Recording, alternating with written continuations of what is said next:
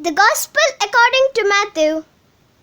At that time Jesus said, Father, Lord of heaven and earth, I thank you because you have shown to the unlearned what you have hidden from the wise and learned. Yes, Father, this was how you wanted it to happen. My Father has given me all things.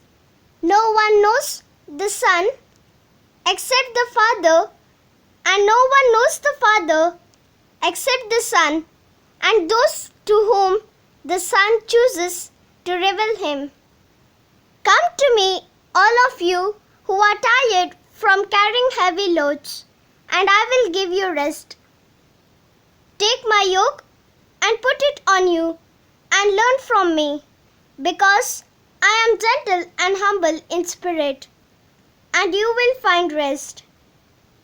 For the yoke I will give you is easy, and the load I will put on you is light. The Gospel of the Lord. Praise to you, Lord Jesus Christ.